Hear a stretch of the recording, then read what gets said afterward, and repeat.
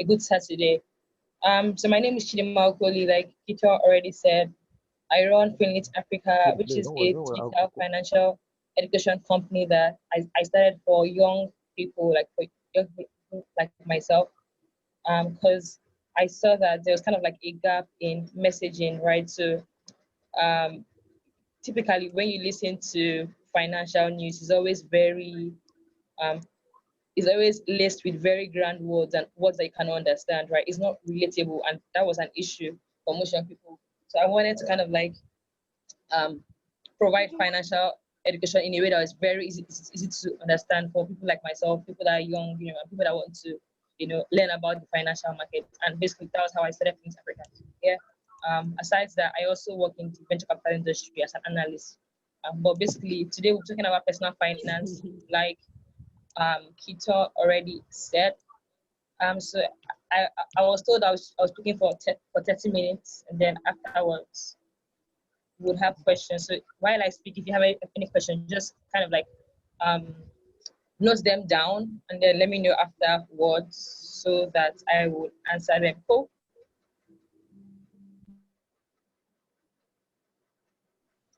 Okay, I'll assume that Okay. that is fine. Yeah. Okay. Thank you. Awesome, awesome. So today I'm talking about personal finance, basically the basics of personal finance, which to me I like to think that is four major things, expense tracking, budgeting, saving and investing, right? But even before I even get into that, what is personal finance? Why is it important for us as young people in Africa? Us as young humans, even generally, to know about personal finance. Basically, personal finance just means like just your personal finances, right? So there's personal and then there's business or corporate finance. But personal just means your own. So as an individual, your financial life, how you manage your financial life, what you do with your finances. That's basically what personal finance is in a nutshell. Personal and finances, right? And it's very important for us to master or for us to understand, how to manage our finances because the truth is that almost everything in the world, so this world that we are in is based on a monetary value. Like to get anything, literally, you have to pay for like money. Money or currency is the money is the currency in this world, right? Money is what you use to kind of like get stuff, get access to different things, right? So as much as we want to say, oh, don't focus on money, money is or whatever, money is the truth is that money is still what you use to get stuff done. Yeah. And if money is what you use to get stuff done, then I mean it just makes sense for you to understand how money works, so that you can even grow your personal finances and also even grow your fortune as well. So it's very important to understand how money works because money is the language of the world. Number one. Number two, if you don't really know how it works, you might end up, squandering or just blowing money and you end up in tears later on, right? So it's very important to understand how person except maybe let's say you're someone who has like a heritage somewhere.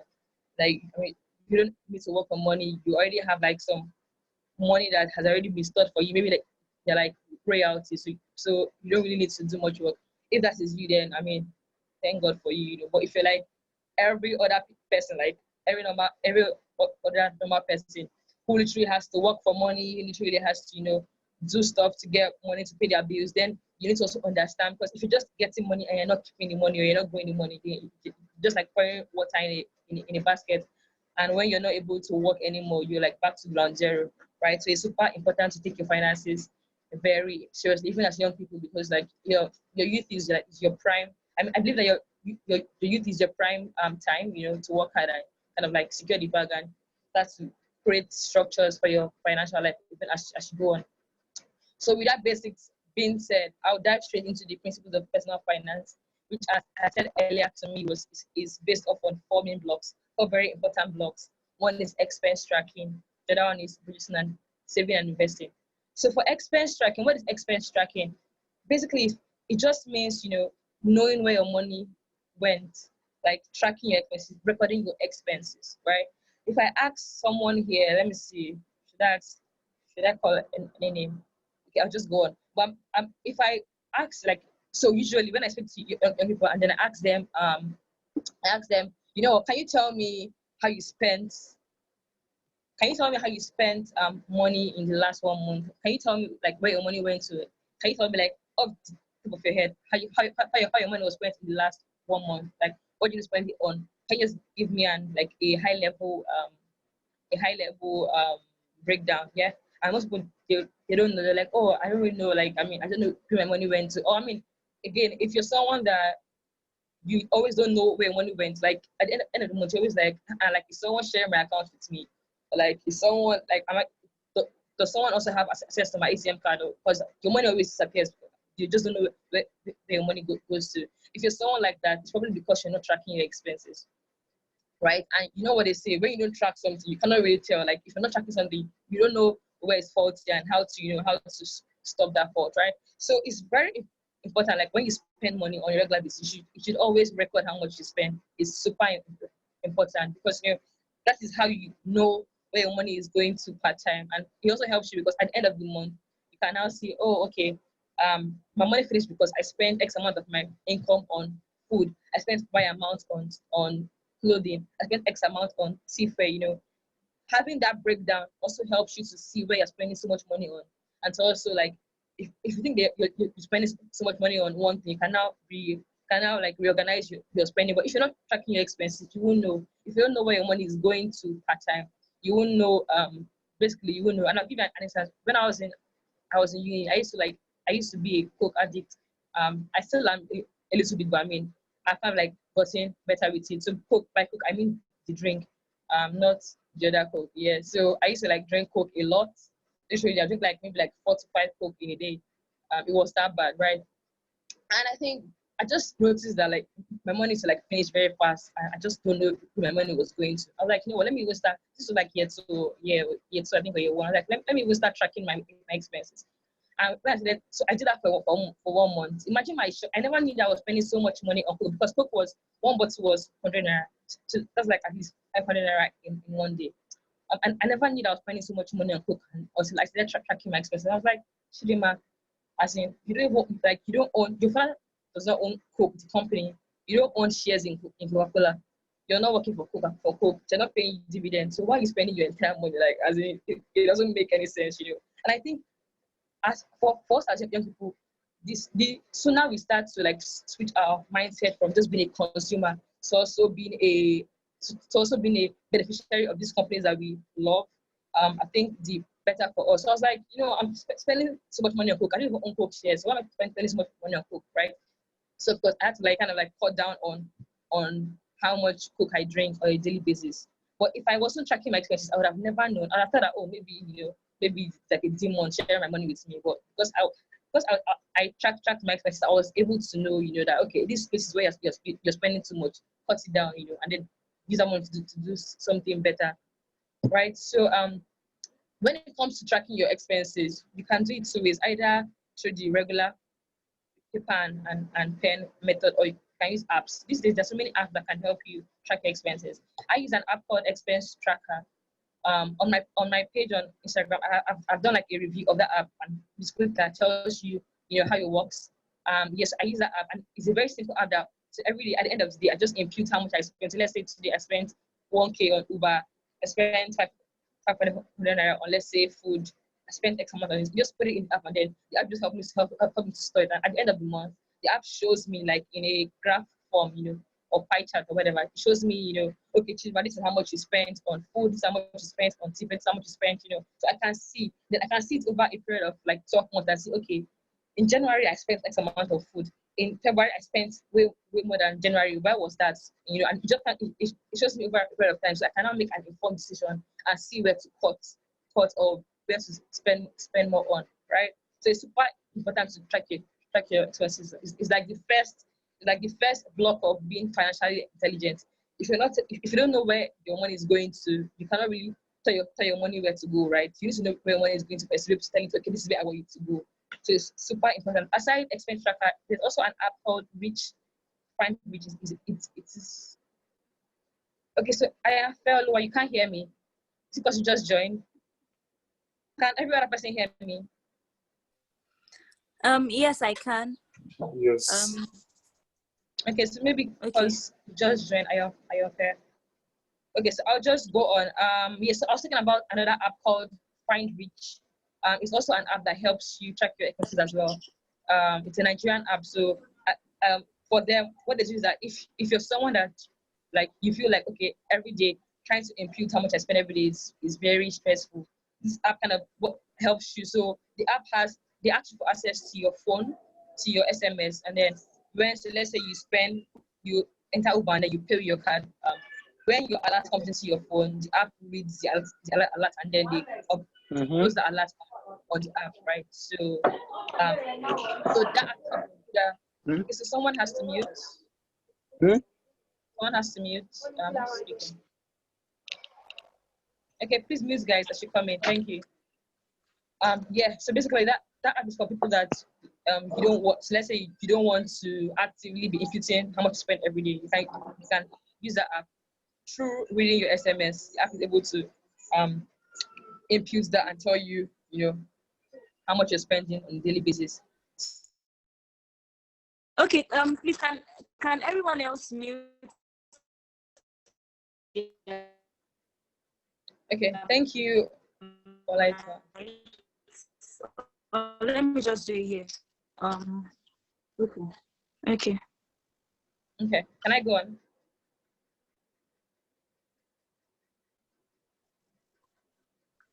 Okay, I'll just continue. I guess you guys can hear me.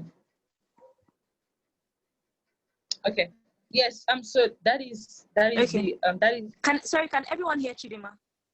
Okay, please go on. Yeah. All right. Cool. So that is that on expense tracking. Yeah. That's basically. So basically, I was just saying that it's important for you to like track your spending every day. Try to know how much you spend every day, and then see that on a monthly basis and even on a daily basis, as that kind of helps you to plan better for your money.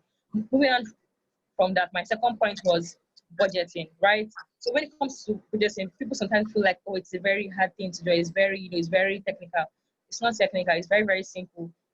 Having a budget just means telling your money where it should go per time, right? So it's like saying that, okay, I earn 50K in a month, and this 50K, I want this 50K to go to the following items: tea fare, feeding, books, tithes, whatever. You just list out your like what you want to spend money on, and then just allocate some part of the 50K to those lists until it gets to zero, right? So it's very simple. It's not anything. You don't need to have an Excel sheet to do a budget. It can be like um, a simple what's it called now? A simple book as well, where you just like kind of list, okay, this is how much I spend, and then this is what I spend on, and this is how much I spend. When it comes to budgeting, it's important for you to understand the concept of needs and wants, right? So needs just basically means the things that are super important, like things that you cannot live without, aka things like housing if you live alone.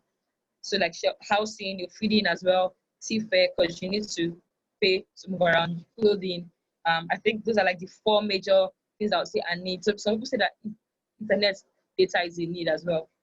I mean, that is debatable, but I mean, it depends on you, right? And then your wants are things that you can live without. So when doing your budget, it's very, very important to start from your needs and then to your wants, especially because you know what they say, human beings have like insatiable needs. Like we want everything left to us. I want everything in this whole world, right? But we have limited resources, which is your income, right? So you have all these needs, all these wants or whatever, but you have just X amount of income. So the idea is that how do I allocate this X amount of income across my needs such that I allocate it efficiently and it goes to things that are very, very important to me before it now moves on to other things that are not important. So when doing your budget, you start from like your needs and then then after your needs, then you can now move to your wants, and then just allocate amount to them until it comes to zero based off the income that you have, to spend in that month. It's also important that when you do a budget, it's not enough to just do a budget. You also need to also live by the budget, right? So I mean, just doing it is one part. If you're not actively living by it, if you're not actively, checking to ensure that okay, on a daily basis, I'm spending in line with my budget. You might end up spending above your budget. So it's very critical to also like make it a habit that at the end of every month, as you're going into a new month, go and review your last month spending. Okay, how did I spend? Did I spend in line with my budget? Which areas did I spend above or on, and which areas did I spend below on?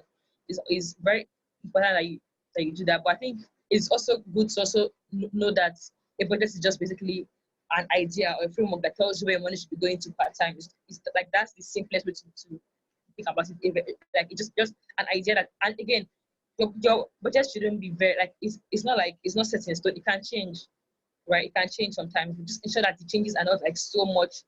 Um, it's not so much away from the actual budget that it should kind of like um, be a little bit similar, to the budget. And a, when doing your budget again, like I said earlier, you can actually just do it on a book or you can do it on Excel, or there are also apps that help you do that as well. But notice that if you're doing your budget and you want it to be realistic, you must have already been tracking your expenses. So like it's like a journey, right? Because if you're not tracking your expenses, you don't know how much to spend a month on feeding to now put on your budget, right? So it's also this now goes back to why it's critical to track expenses, because if you don't do that, then you can't do a budget that is realistic. You might end up just estimating stuff that is not real, right? So it's super important to do the two of them simultaneously. Next thing is savings. When it comes to savings, I mean, we all grew up hearing, oh, save money in a colo, even though we don't really know why we were saving, but like it was normal as kids to say, okay, you know what, here's a piggy bank, go and save money in a pig bank or in a colo. Yeah. But basically, when it comes to savings just mean putting money aside, for a future goal, future purpose, but when it's super important for you to save money with a goal, right? Because if you don't have a goal for saving your money, you might end up just spending the money in the future on random stuff. So it's very, very important that when you want to save money, think about, okay, what is my savings goal? What am I saving towards? Why am I saving this money? Having a goal to save towards also helps you, because then you're able to like, because you know that you're saving towards something. You're not tempted to spend the money because like, okay, this money is for this particular thing. You're not tempted to go and spend the money on something random that is not your goal. But if you just just keep money aside for just a random reason, no goal inside, just keeping money. Anything can be the goal, literally. Anything can be the goal. So for you to be able to save effectively, you should actually always have a goal for saving money. A goal that is very clear. This is why I'm saving money. This is how long I want to save this money for, and this is where I'm saving money. So also when it comes to where you should save your money, just saving your money, like I always say, saving your money in a bank account to me is not very smart. Because when you save money in a bank account, I mean the typical banks give like, let's say, 2% to 4% annual interest on your savings, right? And in a country like Nigeria, where our inflation rate is like 12%, it means that you're losing like 8% on your savings, annually, because the rate of inflation is very high, while your savings rate is very, very, very, very low. So you're actually losing money. So when you want to save money, it's best for you to look for products that you get a good return on. Thankfully, in Nigeria, we have things like cowrie and piggy vest, who kind of like give you a little bit higher, even though it might not be above inflation rate. They give you a little bit higher than, they give you kind of like close to inflation rate, interest rate on your savings, like 10% and the likes, right? So, but when you're saving money, it's very important for you to understand that where, where you save your money also matters, right? Unless your money is just losing value in the long term, right? So don't just save money. Also think about, okay, this money I'm saving, where can I save it that can get the best value for my money, right? So think about that also as well, when thinking of where to save. So that would take me to the point on investing, because like we all know, again, back to the example of inflation rate, which is just basically the rate at which prices of goods in a country is increasing. Because of inflation rate, it's not good to just save money, right? Just saving money doesn't cost anymore, because you're actually losing money when you're saving money in a rate that is lower than the inflation rate. So as young people, need to embrace, you know what, how can I be like, how can I make smart decisions with my money, right? So what can I do with my money so that I can beat the race that is in market? And that's where that's how we now come to investing, right? Investing just basically means, to me, it, it means putting your money to work. So investing just means that you're giving your money the chance to work and to grow for you. This is how I see it. The way I work, or the way you work every day, your money should also have the chance to also work for you, right? And the thing is that the earlier you start putting your money to work, the sooner you can retire, or you can chill, and just because you now have like you have assets that has grown for you over time, right? So knowing that as human beings we have a limited lifespan, or a limited work lifespan. We cannot keep on working forever. That's just the truth, right? So it's good for you to start building out assets, that would kind of like help you when you stop working, like when you cannot earn money, you get actively, you already have assets, and that's where investing comes in. Basically, putting your money in assets that will generate returns for you.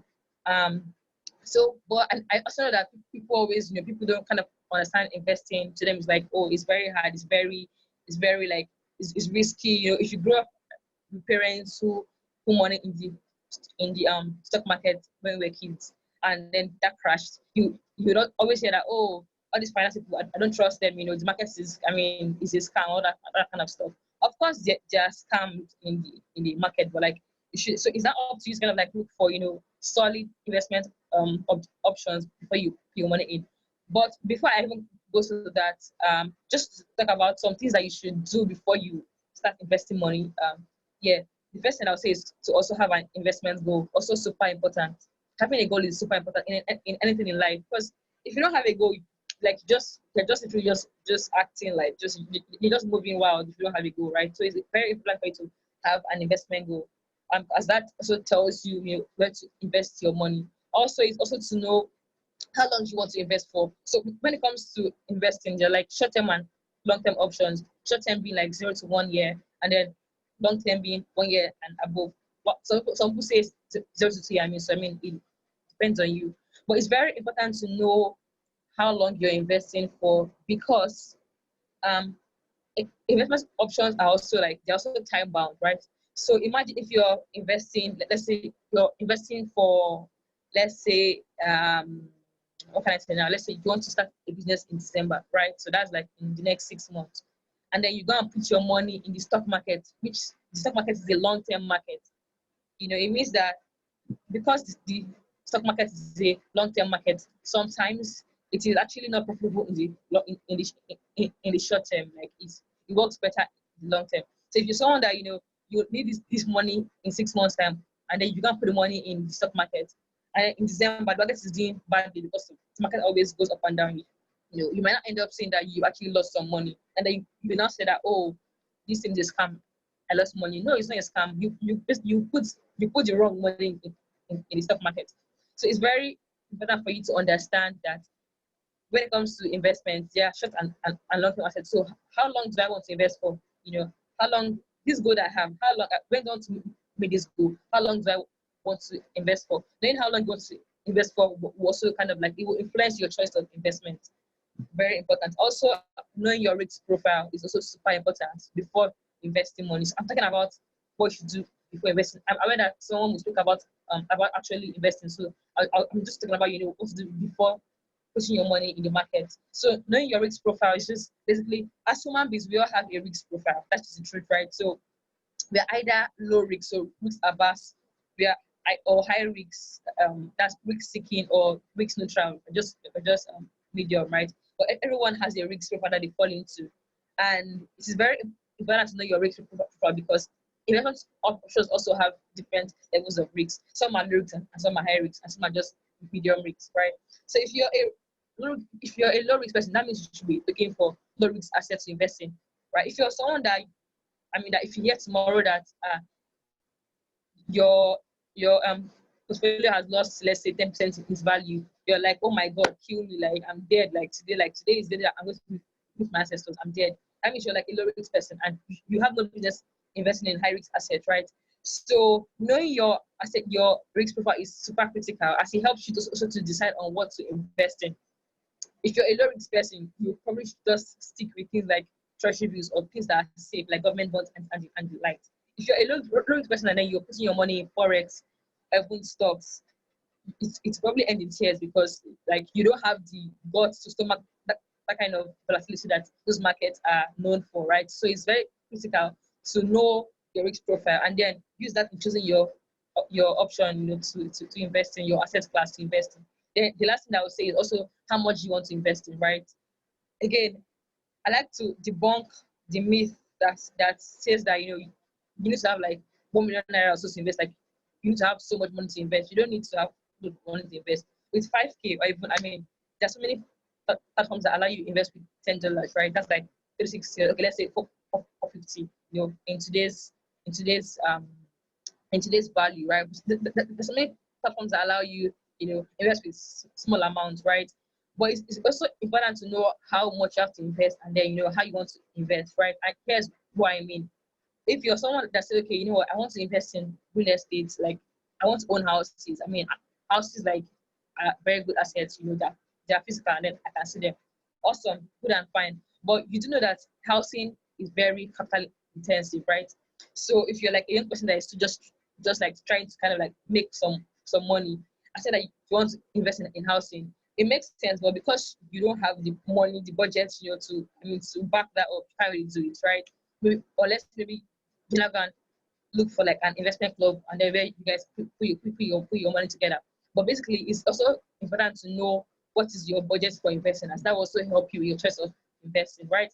So in a nutshell, my 4 points that you need to know before you decide to invest is first of all, have an investment goal.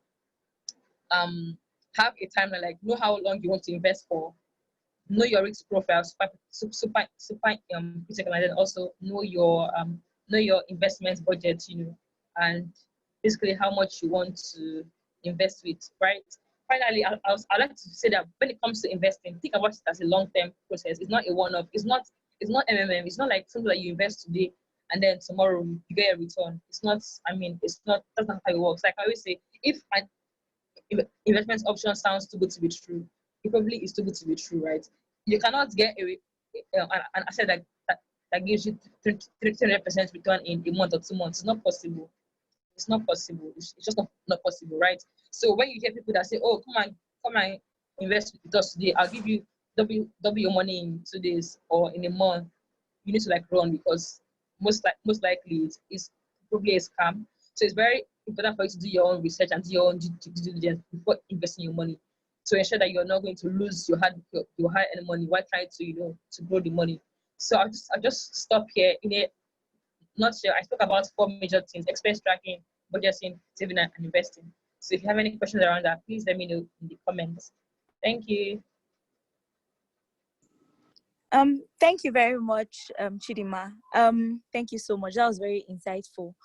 Please, everyone, if you have questions for her, can you just kindly drop it in the chat so she can see them and address them? Thank you.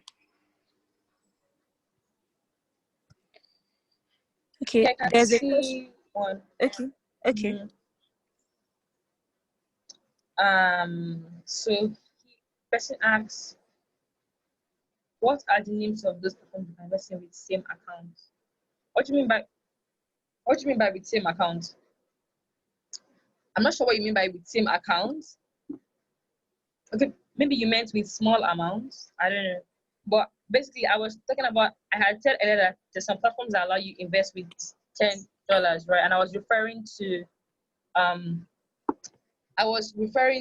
platforms so if you want to invest in stocks, both in local and foreign stocks, there's some platforms that actually allow you invest starting with $10. And so there's one called Trove Finance, same amount. There's one called Trove Finance. There's one called Bamboo. There's another one called Chaka. I'll put it in the comment section. I can just check them out. Yeah. So this platform allow you invest with as low as $10 in stocks, right? So I mean, stocks are basically like shares in companies, right? So yeah, you can start investing with that amount. I mean, the whole idea is for you to keep on growing as you go. It's not for you to just invest and just stop there, right? It's supposed to be like to be consistent. When you're investing X amount every month, that's how you actually see a growth in your portfolio, right? So, but yeah, those are the platforms. I'll put it on the chat. Chaka, Bamboo, Trove, and Ricevest as well. Someone said the name of the app for tracking expenses. Yes, I mentioned two apps. One is Expense Tracker. That one is not a Nigerian app, but it's free for everyone, and you can find it on Play Store. I also said that I had done like a review of the app on my Instagram page, because when you put Expense Tracker on Play Store, you might see like so many apps that have that same name. So I'll say you should check out that post. It will help you, like, so that you can see the logo, and then just look for that one. Then there's also Findreach, Findreach. You'll see that as well on Play Store. Someone had asked for, just give me a second. I'm trying to like type in the apps for investing. Okay, I like to already put into, so I'll put in the other two. Yeah, okay. So Findreach, yes, and Expense Tracker. The next question says, give me a second, please. It says, how can one invest 2 million? What kind of things would you say one should invest into? So, Ian, this is actually a very interesting question that I always get, and sadly, I cannot answer you. And here's why I can't answer you. Simply because when it comes to investing is very personalized. It's not like a blanket option, right? It's very personalized. What that means is that all of us all have different options. To answer you, I need to know what is your investment goal. Again, back to what I said earlier, investment is not a product. I need to know your investment goal, what you're investing for. I need to know how long you're investing for. I need to know your risk profile. You've told me your budget is 2 million, but I need to know those three things that I said earlier: investment goal, profile, and then your timeline. So as I said the question, I can't just give you things to invest in without knowing those three stuff. So I hope that was helpful. Another question. Okay, I think I've answered everything. Yeah. Olaita. Yeah, I'm here. Thank you so much. Please, if you have any other question, can you just type it now? Because she has to go now. So, okay. I think nobody's saying anything. So I'll assume that there are no questions anymore. Thank you so much, Chidima. Your session was very insightful. Someone is asking for your Instagram handle. Please, can you type that in the chat so they can follow you on Instagram? Okay, yes, sure. So it's at Finlit Africa. I'll put that in the comments as well. Should you invest in cryptocurrency? Okay. One thing that I did not mention. Okay. One thing that I did not mention earlier was that before you invest in anything, make sure that you understand that option or that asset class, right? If you don't understand it, don't invest in it. That's just the simplest thing, right? So I always say invest in your knowledge before investing your money. Super critical. When people tell me should I invest in crypto, I ask them, do you understand how it works? Right?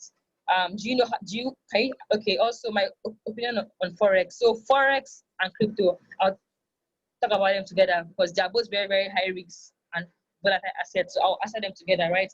So whether you should invest in Forex or crypto depends on you. Do you understand how it works? But if you don't know how it works, you end up losing money.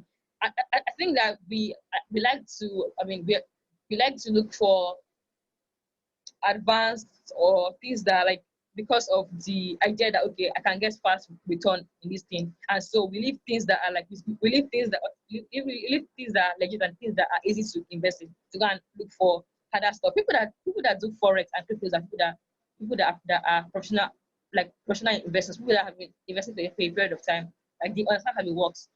For you as a beginner investor going to invest in forex or crypto, you probably lose money because you don't really know how it works, right? Forex is a very, very, very volatile asset. Number one. Number two, most people that do forex these days don't actually sell forex. They sell, okay, that okay, come and then we'll train, and then they make money from training you. They don't actually make money from actually investing in forex. Like they don't actually trade the currencies and make money from that. They make money from selling to use, come and like join their platform and then trading you, right? So I think it's very important for everybody to be careful when choosing what you're investing in. For me, I'll say as a beginner investor, why you going to go and invest in forex and crypto when you can invest in things that you understand, like euro bonds, stocks. I was still there. There farm crowd farm crowdfunding. So we have to like agree what's it called again? Farm crowding, Thrivest, and others. Like we have other things that are relatively stable. For a beginner investor, that also gives you money, right? Even stocks are even still kind of like stable because I mean it's managed. But if you want to now go for things like crypto and forex, number one, you better have a very, very, very high risk profile. Like you must be able to stomach losses. Like you should have a, if you're a low risk person already, you're already disqualified. Number two, you should understand how it works. If you don't know how it works, it might in tears for you.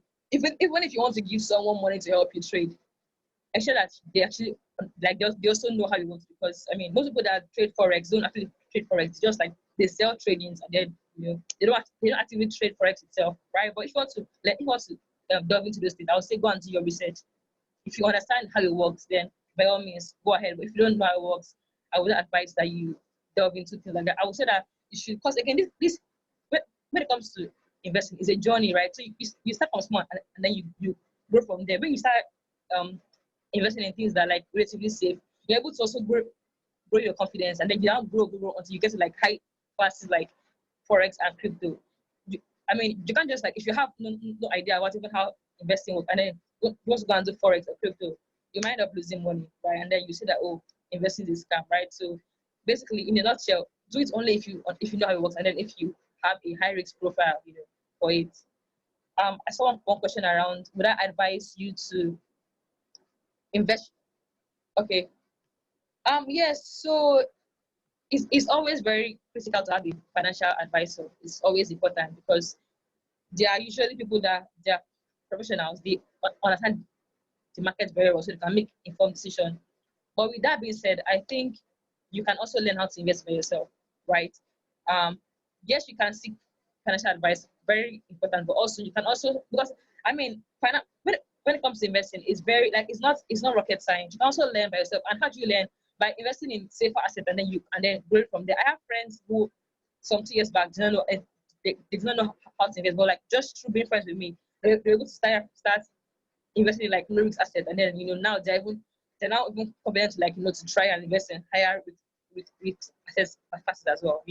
But I would say yes, of course, seek financial advice if you can, but also don't just outsource your investment life to a like an advisor, because I mean if you don't really also know how it works, uh, some bad guys can also kind of like scam you, or they can advise you wrongly, right? So it's good to also have an idea of how these things work, even while seeking help of a financial advisor.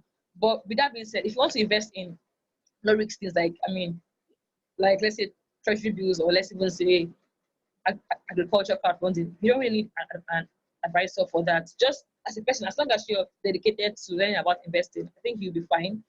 But I also say that you should start from low risk assets. Start from things that are safe. Things like that okay, I won't lose my money. Like my money is safe here.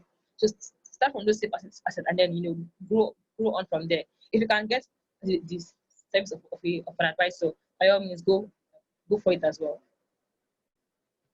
I think that is all the questions that we have here. Thank you guys so much. Olaita. Thank you so much, Chidima. Your session was very, very insightful. Thank you for breaking everything down, for starting from scratch and building it up. Thank you very, very much. Yeah, thank you so much. Yeah. Um, Thank you guys. You too. Thank you. Okay. We'll be moving on to our next speaker. His name is Mr. Kayode Olayemi. Can everyone hear me? Please, if you can hear me, please just type in the chat that you can hear me. I'm not sure everyone can hear me. Please, can you let me know if you can hear me in the chat? Okay, thank you. Yeah, so we'll be moving on to our next speaker. His name is Mr. Kayode Olayemi. He runs Thrive Invest, a personal finance and investment learning and training platform. And he has about 10 years experience. He works with one of the leading finance and investment firms in the country. I'll let him introduce himself briefly. Mr. Kayode, are you on? Can you hear me, and can you take the floor?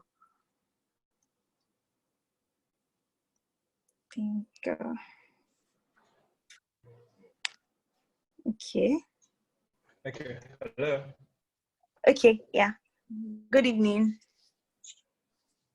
Hi everyone. Good evening. Can you hear me very well? Can you hear me?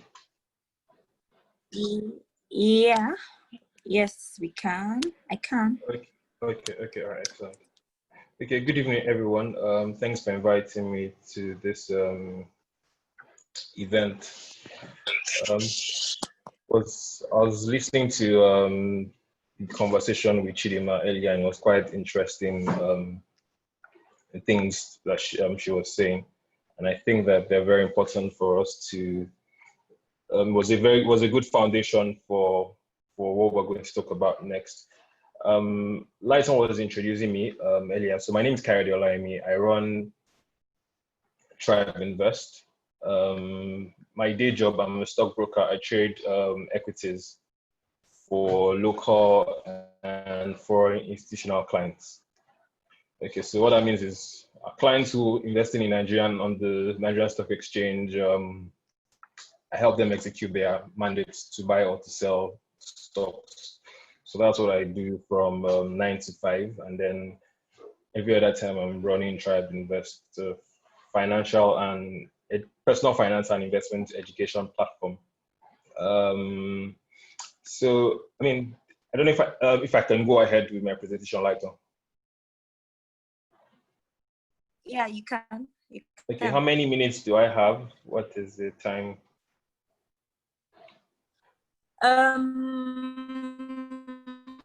Okay, this is 6:50. You have is that fine? Sorry, I didn't hear you. I said this is 6:50. You have 45 minutes. Okay. All right, no problem. Okay, so I mean, I'll just dive straight into it. So Chidma had done a lot of introduction on investment, and where I would like to start from is talk about the fact that when the purpose of a thing is not known, abuse is inevitable. There's a quote like that, and I'm trying to help you understand what the purpose of investing is, so that because after this presentation you go away, and investing it's easy, but it could be hard. You might not have that motivation to keep doing it. But if you understand why you're doing it, then when those challenges come, then you'd be able to sort of keep going because you know why you are doing it exactly. And the first thing I would like to point out is inflation. So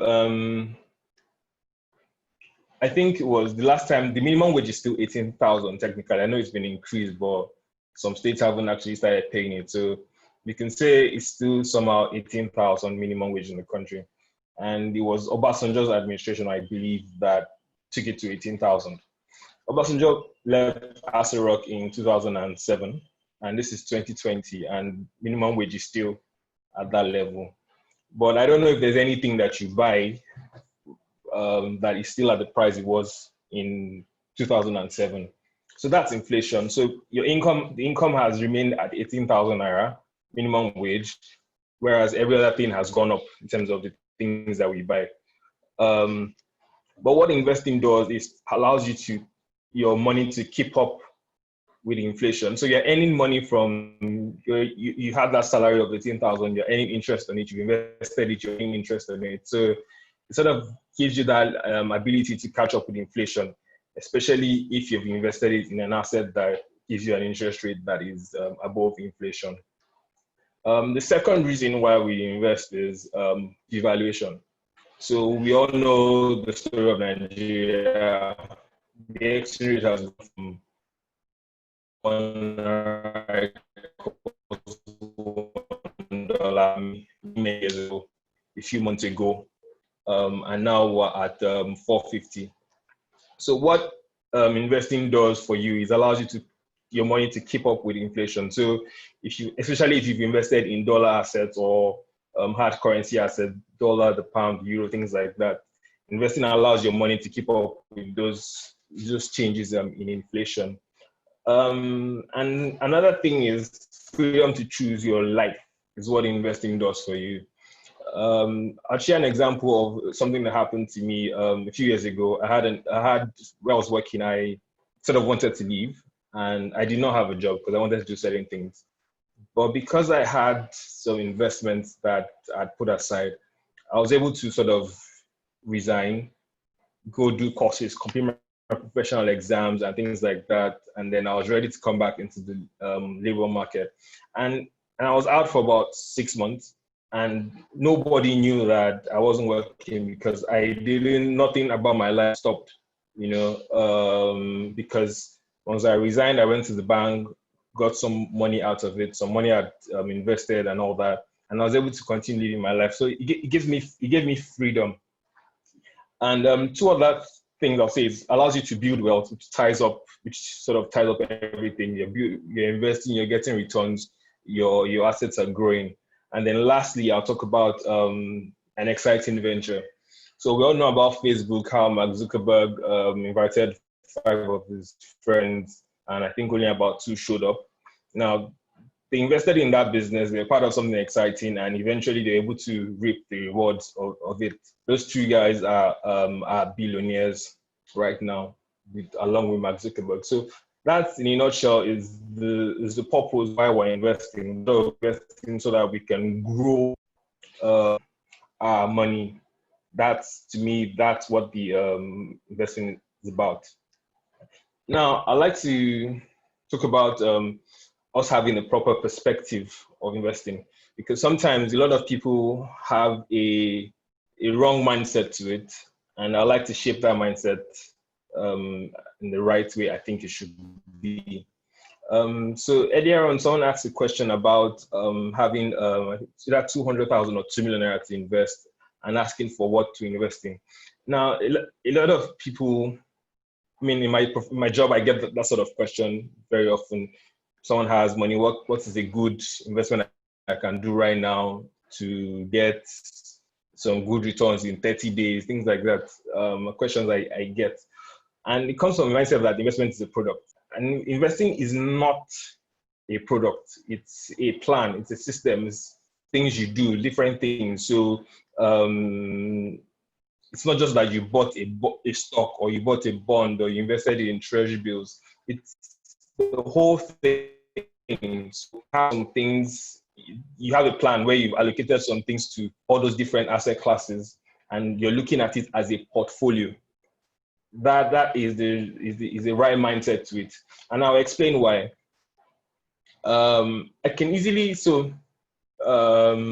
January stocks did very well, yeah, and a lot of people expected that maybe stocks would continue to do very well, but that didn't happen. We saw the coronavirus situation came in, and then the market began to sort of come down.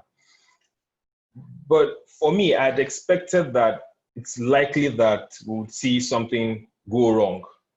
So I have some money in the stock market. Then I took some money and bought an ETF that tracks gold, new gold ETF. Now, that new gold ETF, aside Friday, is up 45% this year. So if I'd put all my money in stocks, I'll be negative right now. But because I did leave some money in stocks, and I took some money and put it in new gold, some money and put it in treasury bills, some money and put it in agri, I have an investment portfolio that is in different things. So if the stock market does well, I'm good. If the stock market does badly, maybe my gold will do very well. If gold doesn't do well, maybe my treasury bills will be fine, and everything fine. But if you put your money in just one thing, then anything can happen, and then you'll be blown out, and then you sort of start having like a bad feeling towards investing as a process. Next thing I'll talk about is investing is not about now. It's not about now. It's a long game. If you're looking for something that's for now, then you're talking about savings. Something that you need in the short term. You need to pay your rent. You need to pay school fees. That's savings. But when you're talking investing, that's something that is more down the road. You're looking at 5-10 years time, money that you're going to need in 5-10 years time. I'll just give a quick analogy of in agriculture. If you plant maize grows in, I think, in 4 max 6 months, you get your maize. It doesn't have that much commercial value. 6 months, you get your maize and you move on. But if you plant a palm tree or if you plant cocoa, it takes a long time for it to grow. But when it grows and it starts to yield fruit every year, it has high commercial value, high market value. For instance, the palm tree, you can get palm kernel, palm oil, all sorts of things from the palm tree. And it doesn't come in 6 months. It takes a couple of years for it to mature. And that's sort of the same attitude and same way investing works. If you're looking for something that is short term, you're not going to make much out of it. But if you're looking for something that if you're investing with a long term, then you're likely going to make a lot out of it because you invest your dividends and things like that.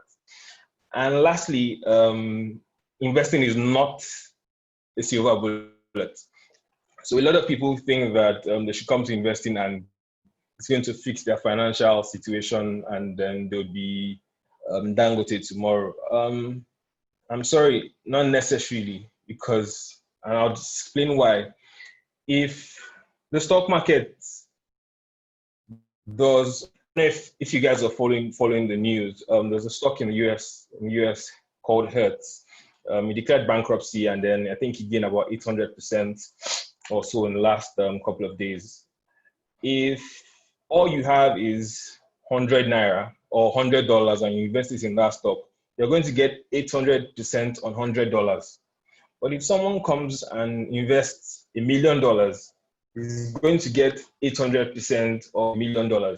Now, 800% on $1 is going to fix anybody's life. Maybe you have some money to buy a new iPhone or something, but it doesn't fix your life.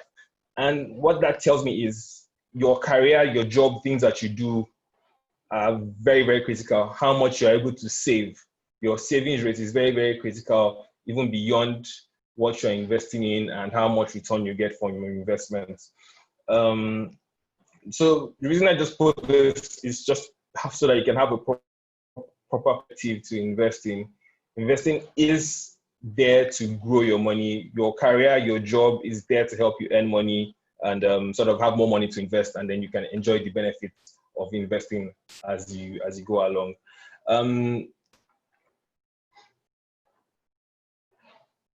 Next thing I wanted to talk about was the foundations. So we've gotten the purpose, the whys, and then the perspective. We've got that aside, and let's just look at the foundation, which Chidima did talk about.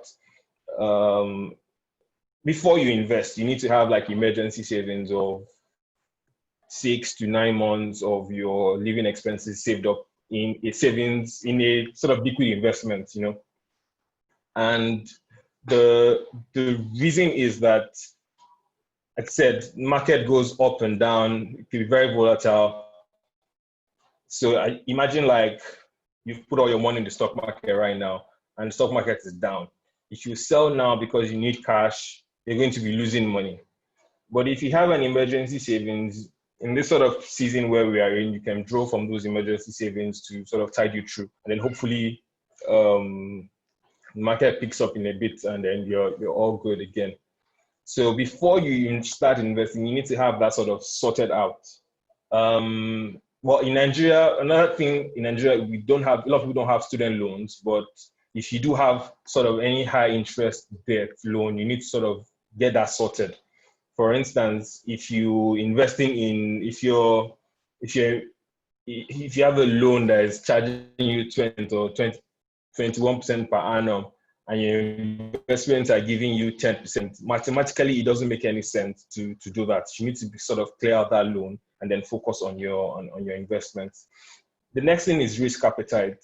The whole purpose of investing is so that you have freedom and all that. But if you cannot sleep at night because you're invested in something, then what's the point? So you need to understand your risk appetite. So it helps you know what you can take, what you can do, what you cannot do. And there are many ways to do this. You probably need to talk to an advisor, or I can sort of put up a link on the chat later on of like a worksheet you can use to sort of check what your risk appetite is like. And then the last thing you need to do is to consider your asset allocation. Now, there's a rule of thumb that says you should put your age in fixed income securities like treasury bills and bonds, and then 100 minus your age in variable assets like stocks, real estate, agri-tech, and things like that. Now, this is very, very critical because, like I said earlier on, investing is not a product, it's a plan, it's a system.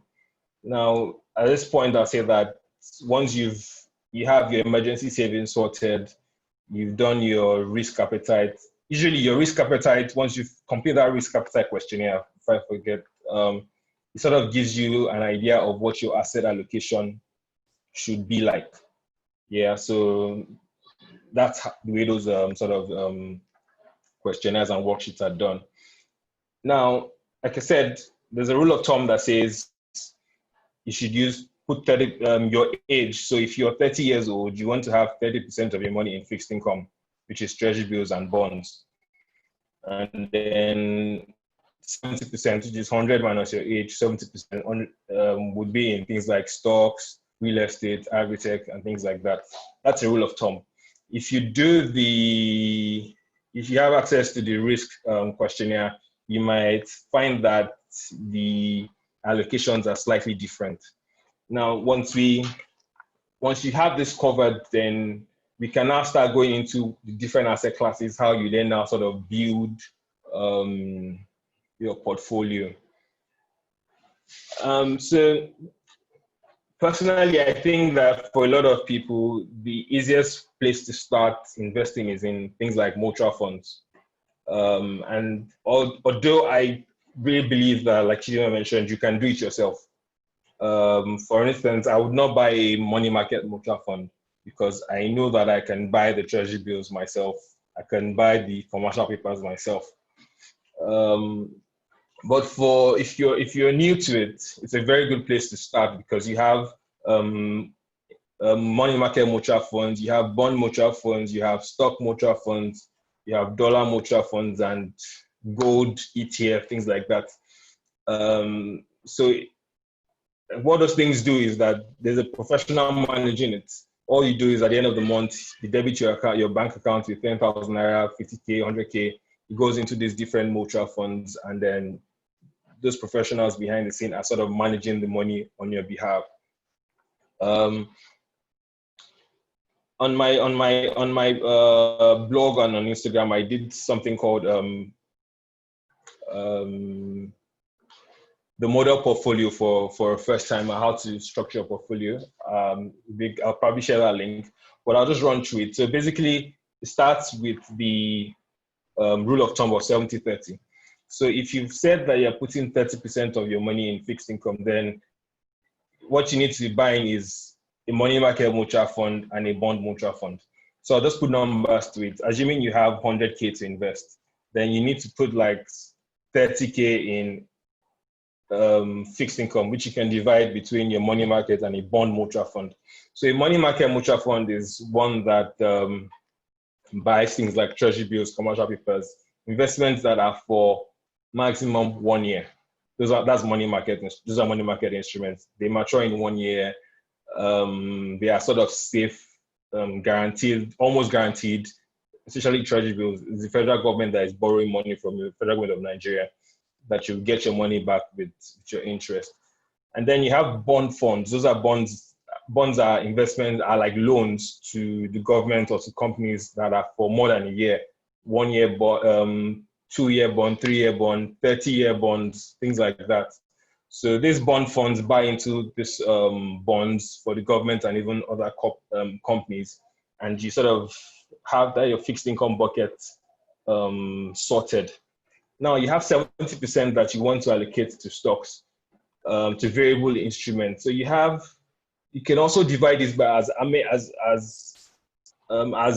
you want.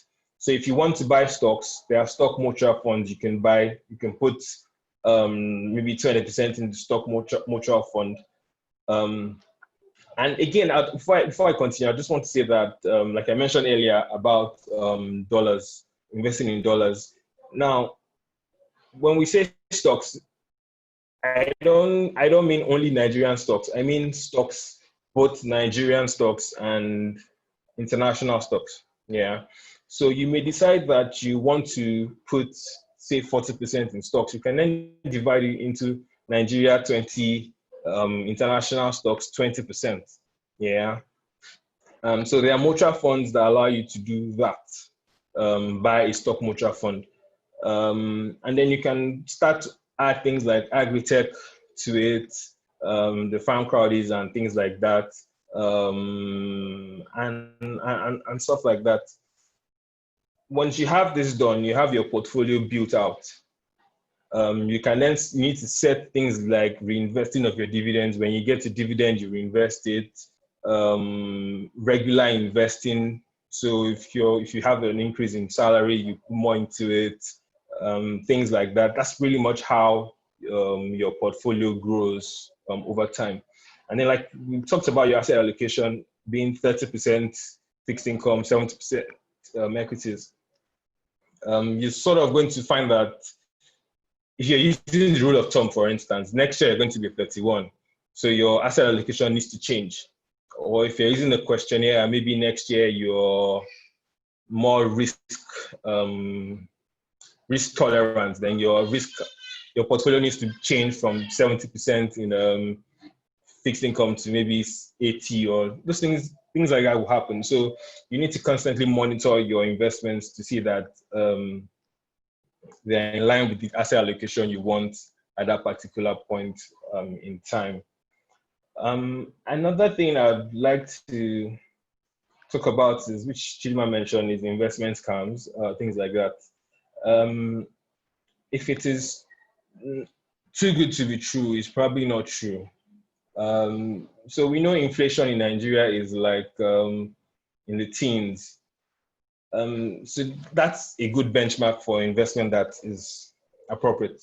So if your investment, if inflation is like 14% and investments are like 10%, then you are earning below inflation that's supposed to be protecting against. So you want your investments to be at least inflation. So if inflation is 14%, you want to be investing in things that give you at least 14%. But when someone comes to you with 50%, 40%, 60%, things that are far out, then it should sort of be like a red flag that, what are you doing? How are you doing it? If these sort of returns are possible, why is everybody not doing it? So I'd say that once you start getting those sort of returns, someone is giving you such investment opportunities, you need to sort of like be wary of those sort of investment opportunities. So that's pretty much what I wanted to talk about. I'll just emphasize the global one again. So we talked about apps like, I think earlier on I saw on the chat, apps like Bamboo, Chaka, Trove, things like that. They allow you to invest in the US market. And I think that it's very important to invest in dollars or foreign currencies, not just keep them in your house or in your bank account. Even though the dollar is sort of a stable currency, there's inflation in dollars. The dollar does have fluctuation in value from time to time, though, because what we have in Nigeria is more significant, you probably would not notice those sort of changes. So you need to have your dollars invested in assets, invested in companies that are doing business and earning returns and investing those sort of assets.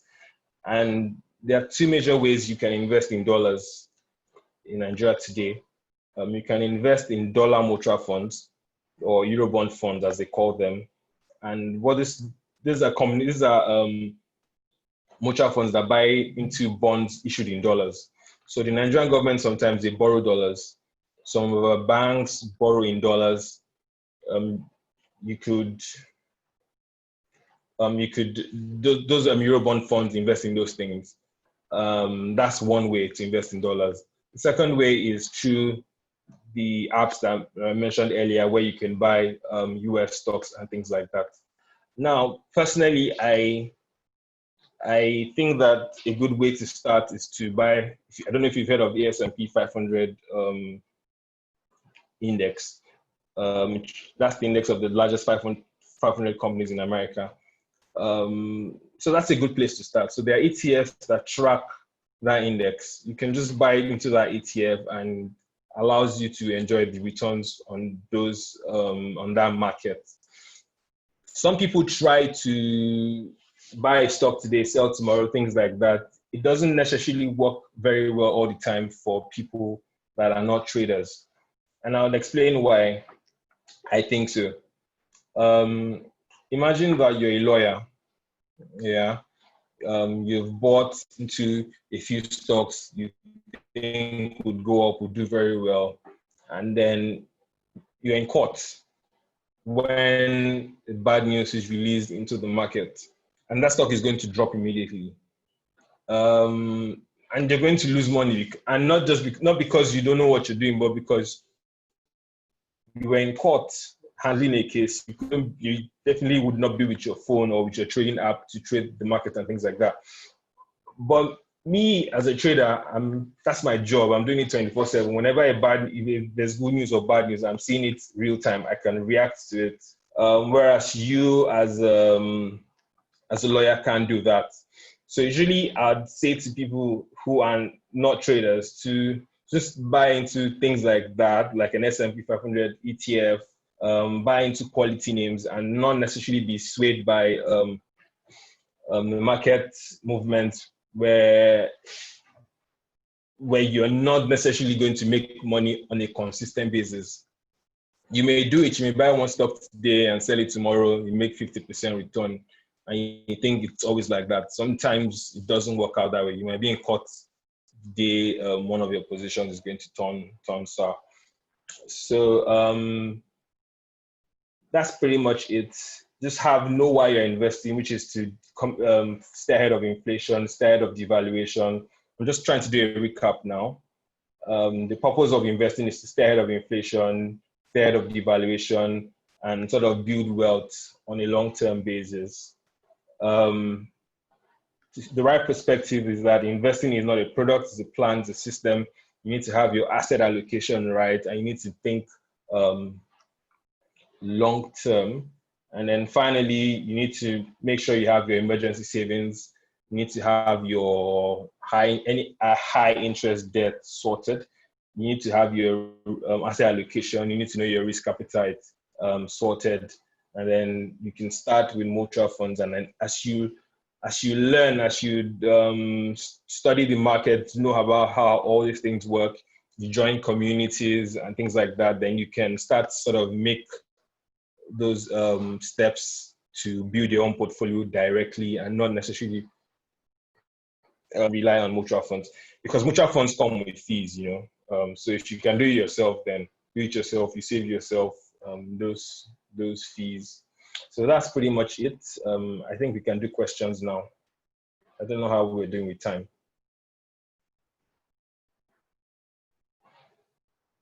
Lights on. Okay, thank you so much, Mr. Kayode. Thank you very much. I already see that there are 2 questions in the chat. I don't know if I can just read them out to you, if you're fine with that. Okay, sure. I can see. Okay, I've seen the first question. How long did you save money before you resigned? I was working then for 18 months. I worked then for like 18 months. It was my first job out of school. But yeah. The second question was,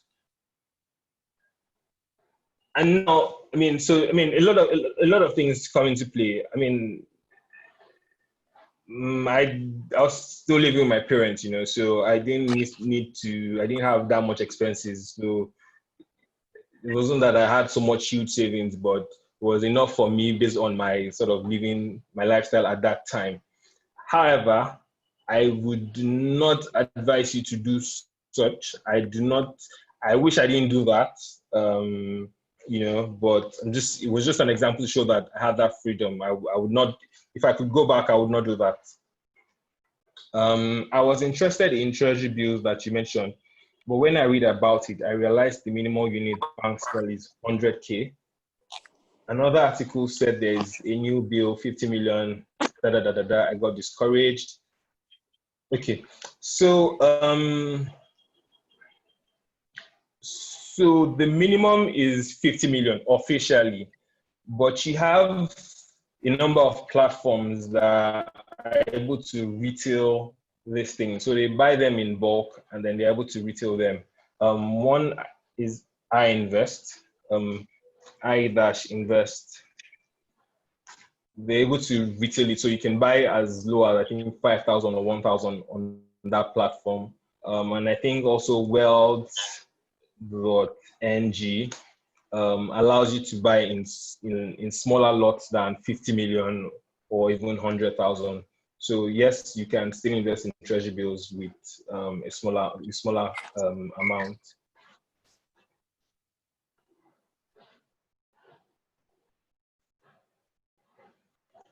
iInvest is an app. It's an app by Sterling Bank. So you need to just make sure it's the one by Sterling Bank that you're downloading.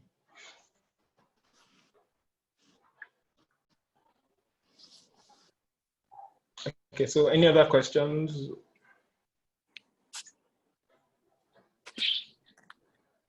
You're welcome. Does anybody have questions? This is it. Sorry, I didn't hear you. Yeah, does anybody have questions? Mr. Kayode, you didn't talk about your course, because there's a course that you're running presently and registration is open. Okay.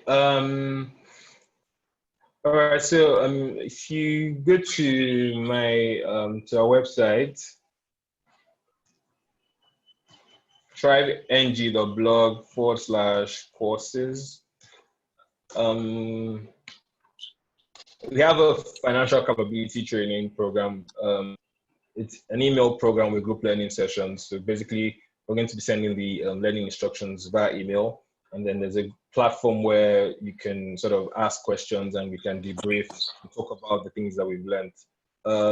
It's quite extensive. It covers personal finance, credits, investing, and an extensive course module on stocks. So if you click on the link here, you can just go to the website for more details on it. It starts in the first week of July. Registration started on the 10th and ends on the 30th of June.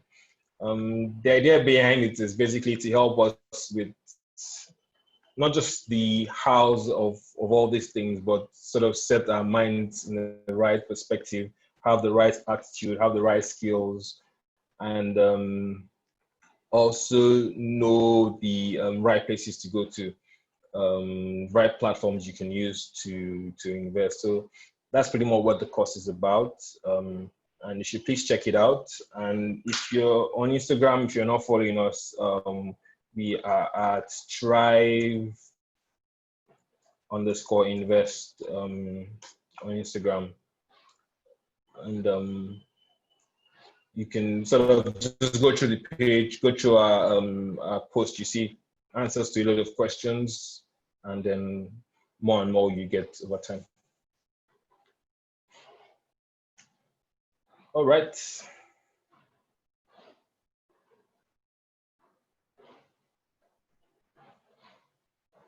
Hello. Very much. Does anybody still have any before we round up? This sort of information is usually you have to pay for it. So if you have any question, now is like the best time to ask. And then his course is the registration is running, like he said, is still on till June 30th. It's for beginners as well. So if you still need, yeah, I know that we've discussed a lot here, but I know that like this is just beginning. This is not all of it. This is not the end. So I'll advise that you go on Instagram. He has dropped his handle in the chat. Go on Instagram and then follow him. Read his posts and then sign up for his course. It's very extensive and it's running for about 6 to 8 weeks, if I'm not mistaken. Yeah. If I'm not mistaken, yeah. Correct. So,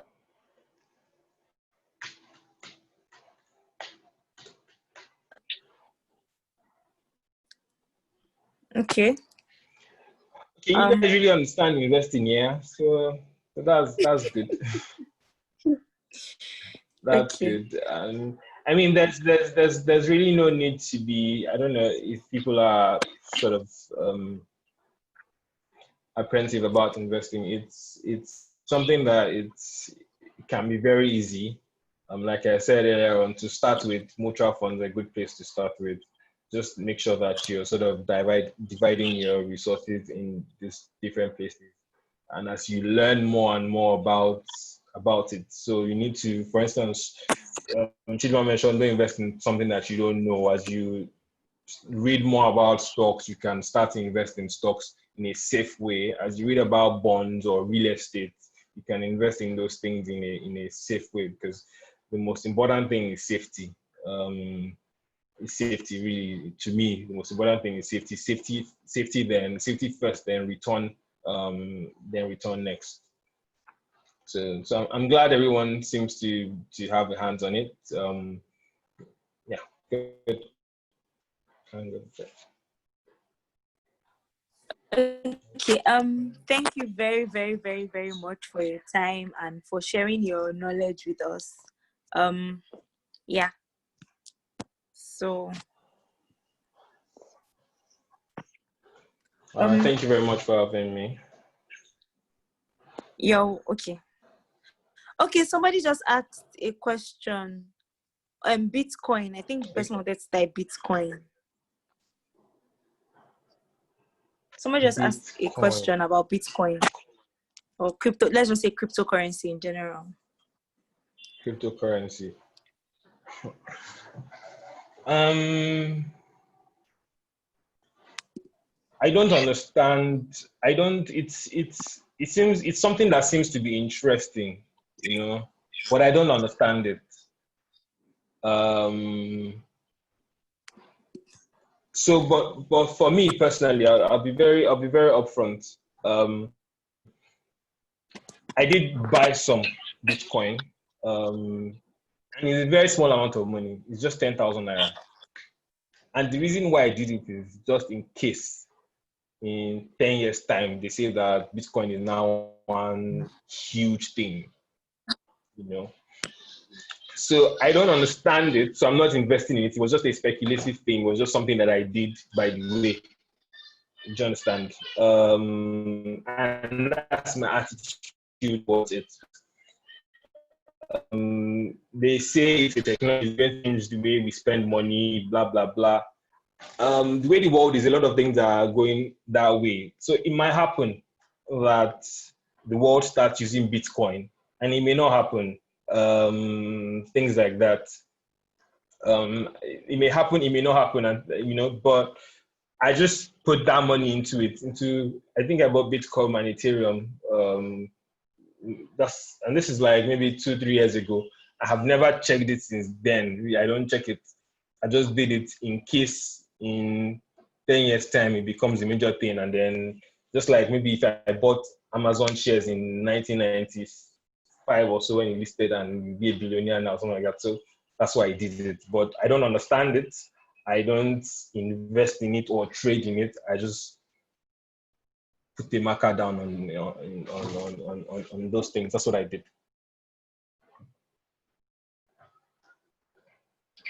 Okay.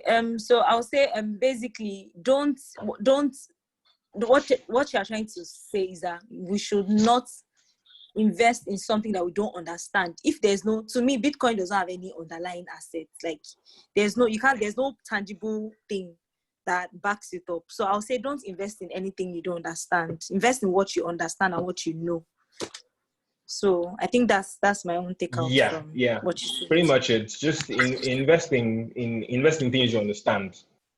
Pretty much that's the summary. But like I said, I did buy some just for full disclosure, and that's because I don't, just in case, and really, there's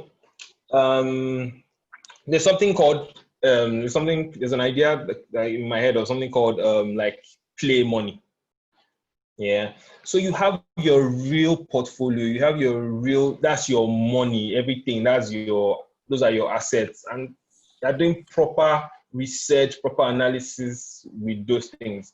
But again, we're human beings, and sometimes we are excited about, oh, this market went up 10, 50%, some went up 60%, and you're feeling like you're losing out. You have that FOMO feeling. But I feel that if you have, it might be an interesting idea where you have one small money, one tertiary money that you just use for all those sort of funny things. And then you feel among that, yes, I made 60% on Bitcoin, and maybe it's just it's not so much money, but you just to feel among and to have fun with what you're doing. That's perfectly fine. It's not going to ruin you, it's not going to wreck you. It's not even going to make you really rich or anything, but just for the fun of what you're doing, that's fine. But for your proper money you're investing in, I'd say just do only things that you know and understand.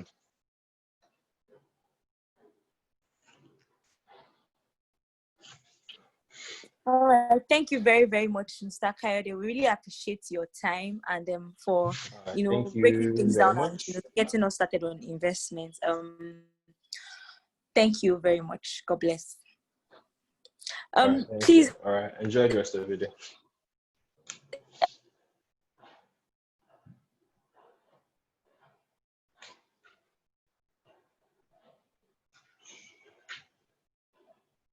Everyone,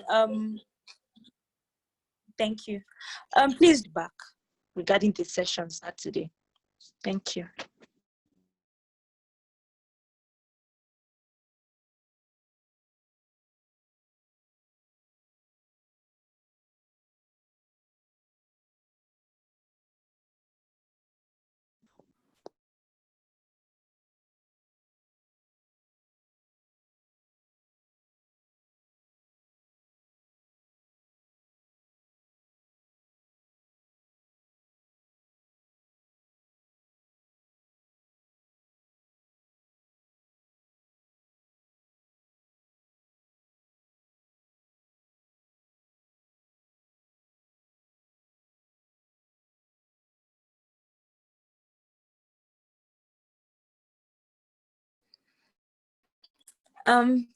Thank you so much for joining. Thank you for your patience and for your time.